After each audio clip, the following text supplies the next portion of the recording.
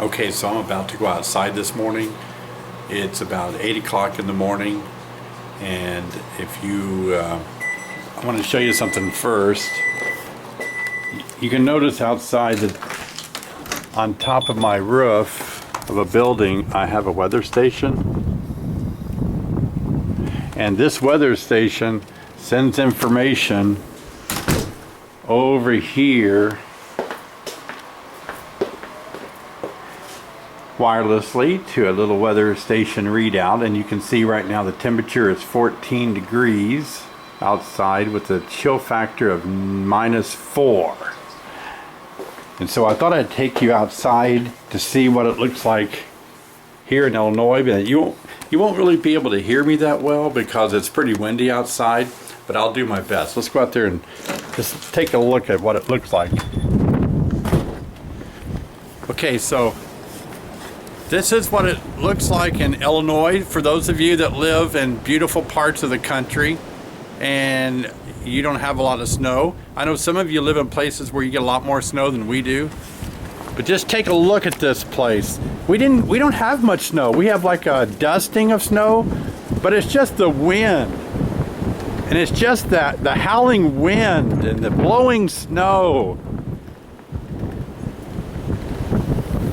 And the cold weather, snow, wind. And we get a lot of little sleet balls and snowy stuff. Beehives get cold. It's windy. And I see a redbird on my shooting range back here. And you can just hear the wind.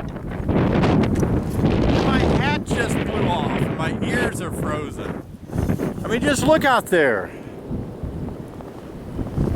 Now on a day like today, or a day in the winter time, whoo, let me get behind this building.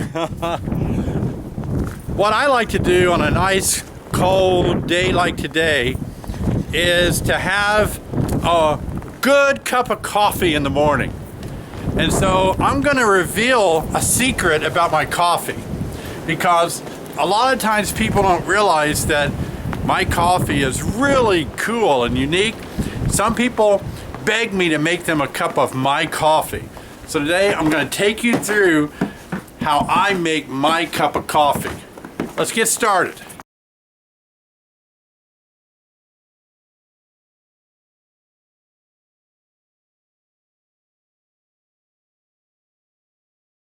One of the things that I love about morning is putting honey on my toast. I eat a lot of honey every day. Well, not a lot, but more than what most people probably eat, because I think it's really good for you. And so I just like take a piece of toast and put my honey on my toast. Now I got a few other tricks I want to show you about my special toast that I have every morning. That wasn't enough honey, going back for a little bit more.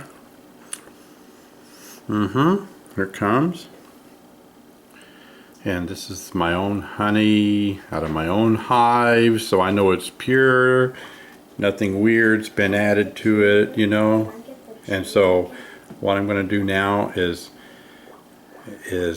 also I add my own, well, not my own, but I put cinnamon on it. The special kind of cinnamon that everybody says is good for you. And so I just take a little bit of cinnamon, sprinkle it on. And there's been a lot of studies done that say that cinnamon and honey together is really, really good for you. And then, in addition to all that, I take organic ginger root powder, which is something I like to do. And I put my organic ginger powder on my toast. Look at that. Wow. That's part of my breakfast diet. So whenever I go somewhere with my friends, they're always like, how do you like the coffee? And I'm like, oh, you know, I make my own coffee. And they say, oh, yeah, you what? kind of coffee do you like? I said, well, I actually start with green coffee beans and I roast them myself. And then I grind them myself in a porcelain hand grinder.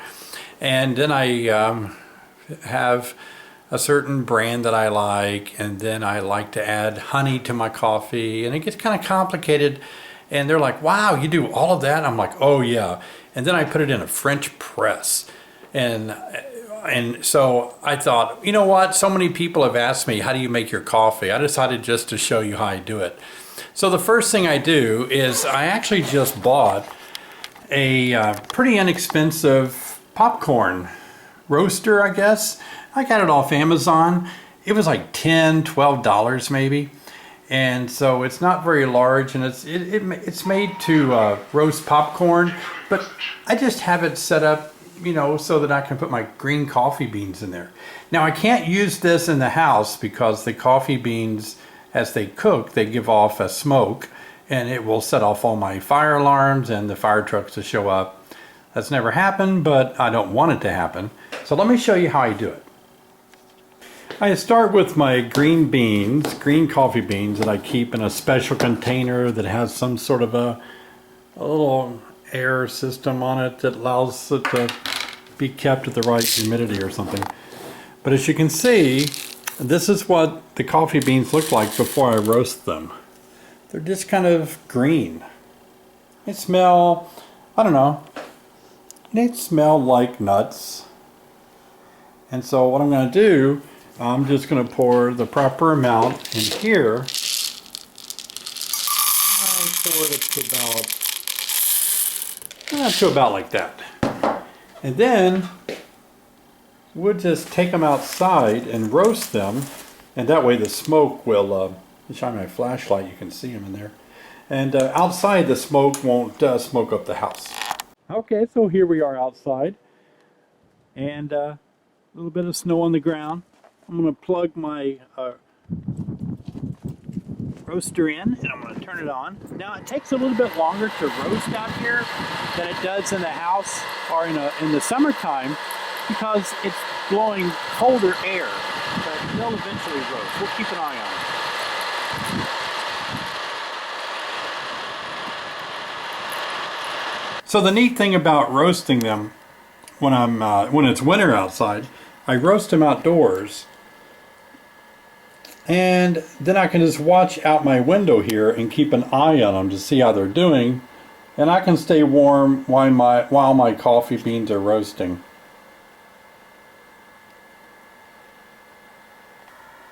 Now, I don't know whether you want to do this or not. Somebody taught me how to do it. And so while they're roasting, you know, it's a science. It's an art. And some people are really quite the roasters, getting it to kind of dry out at the right temperature and so on. I'm not that particular. What I do is I wait until the first pop. You'll hear the coffee bean pop, a crackle-like noise, and when I start hearing the majority of the beans in the roaster popping at that point, I say, okay, they're done. Once they stop popping, I was like, they're done. And that's not a very a dark roast for me. I like it a little bit lighter. Some of my buddies will go ahead and roast them pretty dark, where some of the oils come out. You can see a shiny oil over the top of the bean, but we'll just keep roasting them. Let's take a look and see what they look like.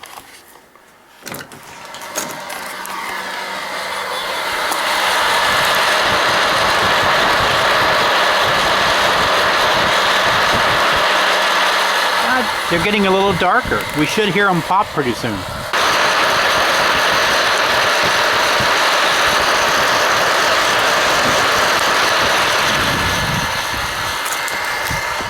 Okay, so pretty soon they'll be done popping, and we'll cool them off. I'll show you that in just a minute. Okay, so I really don't know what this thing is right here. I kind of stole it out of my wife's kitchen a few years ago. I think it had something to do with lettuce. I don't know. So what I do now is I just put it there, I turn off my roaster, and then I simply just pour them in here. And as you can see, they're all inside there. They look good, and they're roasted perfectly for me. And we'll take them inside on the table, and I'll show them to you a little closer. Oh boy, they smell so good. The smell of coffee beans roasting is just an awesome smell. So take a look here at the beans now. I showed you some green beans. Let's just put a few green ones here. These are beans that have not been roasted. And then I'll put some roasted beans. Oh, they're hot. Wow, hot, hot, hot, hot. I just took them out of the roaster, so they're hot. I'll get them in sunlight here for you.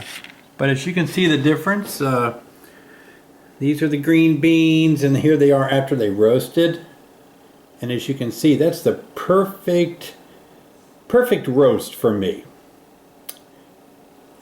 Now, what I like to do now is I like to have some of the I like to put all my beans in a container and seal them off for about a day, 24 hours, 48 hours. I don't like to I don't like to grind my beans right after I cook them. They take on a more coffee flavor once they're kind of set in a jar for about 24 hours. So let me show you how I do that.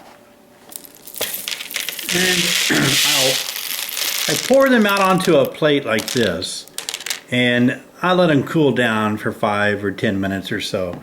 And as you can see, this is what it looks like, these roasted coffee beans. Wow. If you could only smell this, you would want to come have a cup of coffee with me. Now the reason I like to put them on a paper plate is because I can make the paper plate into a funnel. I simply take the plate and I fold it in the middle like this, and that helps me pour all my beans into my little storage jar.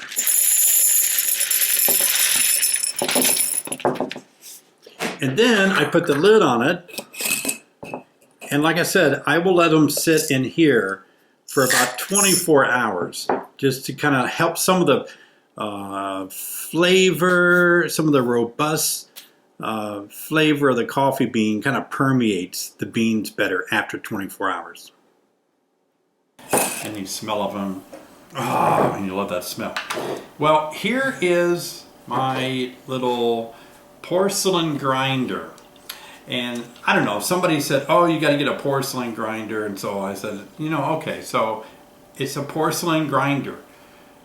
And you only turn it clockwise, or you can damage, I guess, some of the little porcelain grinding stones, I guess. So I take another jar like this, and it's neat because it's threaded to fit a smallmouth jar like this, any smallmouth canning jar. Just put it on like that. And then I pour my beans in. Now, since I use a French press, I don't grind them the way that you would for a drip, like a drip coffee maker. That would be way too strong. So I had this adjustment set just right so that it grinds it. So they're kind of a very coarse grind and when you're using a French press. And I'll show you why in just a minute. It would be way too strong to put regular coffee grinds into a French press. Now, if you see how I do it, I simply just grind away.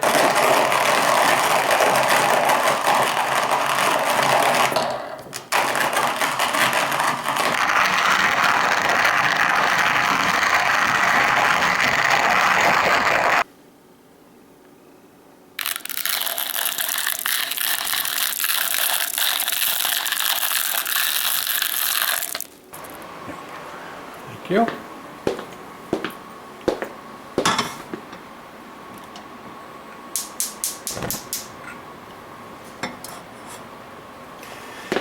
Okay, so now we have to boil the water to 170 degrees, or for my accuracy, I wait until it boils and then I turn it off and let it sit for just a minute or two. So let me show you my French press now and how a French press works. So basically it is a canister. It can be glass or sometimes in this case stainless steel. And as you can see, it has two parts to it. It has a canister. And I got this for a Christmas gift this Christmas. And then it has this unit, which is nothing more than a rod with a screen filter on the bottom. Do you see that? And so what you do, you put your coffee that we grind in here, then you add your hot water, and you stir it and let it sit for about 3 to 5 minutes. And then when you push this in, it separates, it keeps the coffee grinds in the bottom, and all the coffee rises up above so that you can pour it, and it pours out through this little opening here. And we'll do that in just a second when our water starts to boil. So let's put our coffee in here. Okay, so what we want to do now is open up our grinder.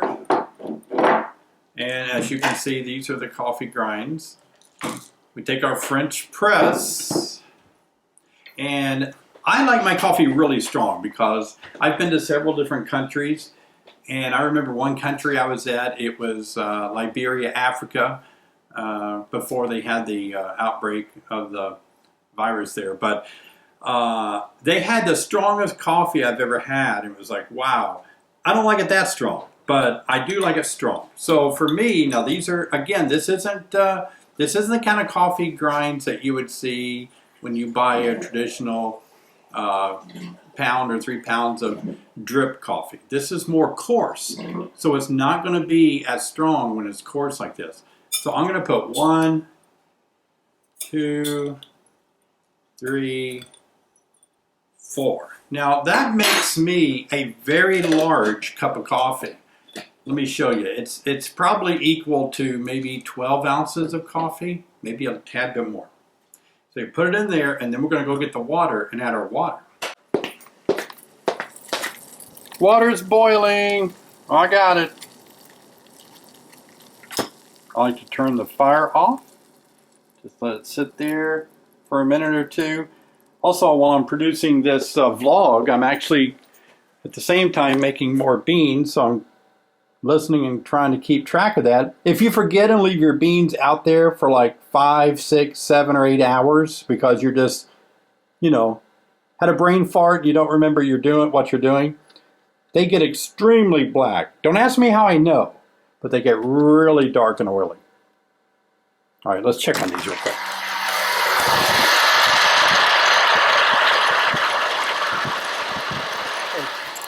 Just starting to pop, so we've only got a few more minutes.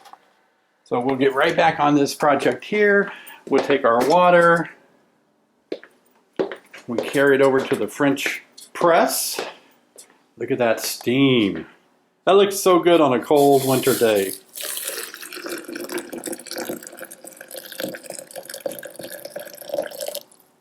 Yep, I had about that much water, so I boiled it a little bit more than I needed. And now I grab a wooden spoon. I don't know why, I just like to grab wooden spoons. All right. And I stir it with a wooden spoon. And we're going to let that sit for at least 3 minutes. That kind of allows the boiling water to permeate into the coffee grind. I got a little curious about how many ounces of coffee is in a cup that I drink. So I put water in the cup that I use, and I'm going to pour it into a measuring cup to see how much it does add up to be.